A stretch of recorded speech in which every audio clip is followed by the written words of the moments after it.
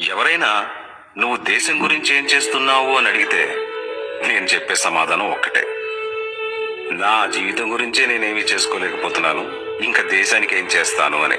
మరి దేశం గురించి పట్టించుకోవా అంటే ఎందుకు పట్టించుకోను? పాకిస్తాన్ మన దేశం గురించి తక్కువ చేసి మాట్లాడినప్పుడు, దేశంలో ఏదైనా స్కామ్ జరిగినప్పుడు, నిత్యావసర సరుకుల ధరలు పెరిగినప్పుడు, వార్తల్లో ఏదైనా ఘోరం చూపించినప్పుడు, దేశంలో ఎక్కడైనా వరదలు వచ్చి ఆ ప్రాంతం నాశనమైనప్పుడు, ఇలా జరగరాని సంఘటనలు చూసినప్పుడు, ఎక్కడైనా విన్నప్పుడు ఆ క్షణం ఎంతో బాధపడతాను. నా ఆవేశాన్ని, ఆక్రోశాన్ని ఫేస్బుక్, ట్విట్టర్లలో వ్యక్తపరిచి ఓ బాధ్యత గల పౌరుడిగా ప్రవర్తిస్తాను. అంతేకాదు, గుడిలోని హుండీలో కానుకలు వేస్తాను గాని గుడి బయట బిచ్చగాడికి రూపాయి వెయ్యను.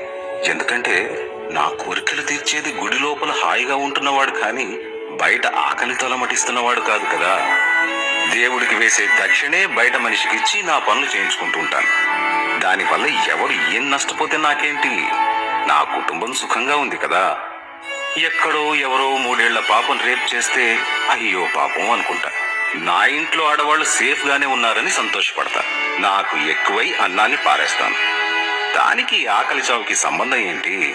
నా ఇంట్లో అవసరానికి మించి నీళ్లున్నప్పుడు ఎక్కడో కరువు వస్తే నాకేంటి? చదువుకోవాల్సిన వయసులో పిల్లలు పనిచేస్తుంటే నేనేం చేయగలను? నా పిల్లల్ని డొనేషన్ కట్టి ఇంటర్నేషనల్ స్కూల్లో చదివిస్తున్నాను కదా. చిన్నప్పుడు ఆగస్టు 15 పండగలా ఉండేది, ఇప్పుడు సెలవు రోజు అంతే. కానీ ఆ రోజు మందు దొరకదని చాలా బాధపడుతుంటాను.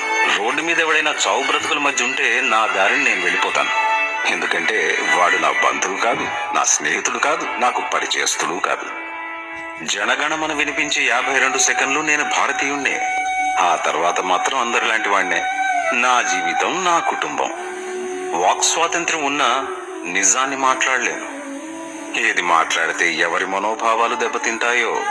అందరికంటే ముందు నేను బాగుండాలి, నేను పైకి రావాలి, అందరికంటే ఎక్కువ సంపాదించాలి, ఆ తర్వాతే ఇంకెవరైనా. ఇవన్నీ చెప్తుంటే నాకు ఒకటి అనిపిస్తుంది, నేను అవకాశవాదిని అని. నేనే కాదు, నాలా చాలా మంది ఉన్నారు.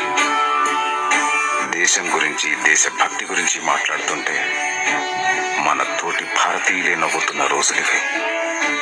కానీ తప్పు వారిది కాదు, ఈ వ్యవస్థ మనల్ని అలా మార్చేసింది. ఇక్కడ గుర్తుంచుకోవాల్సిన విషయం ఒకటి ఉంది, వ్యవస్థ అంటే మనమే. మరి మనం వ్యవస్థని మార్చలేమా? అంటే మనల్ని మనం మార్చుకోలేమా? ఎవరైనా వచ్చి భారతదేశం గొప్పదా లేక భారతీయులు గొప్ప అని అడిగితే నేను మాత్రం నాకు తెలియదు అని చెప్తాను. ఎందుకంటే భారతదేశం గొప్పది అంటే ఆ గొప్పతనం భారతీయుల వల్లే వస్తుంది. కానీ భారతీయులు గొప్ప అనడానికి నా మనసు ఒప్పుకోవడం లేదు.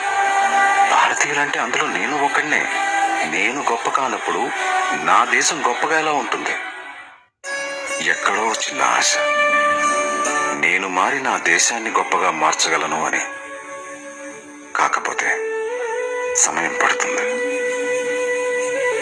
మనకు స్వాతంత్ర్యం కూడా ఒక్క రోజులో వచ్చింది కాదు, కానీ ఒక్క అడుగుతో మొదలైంది.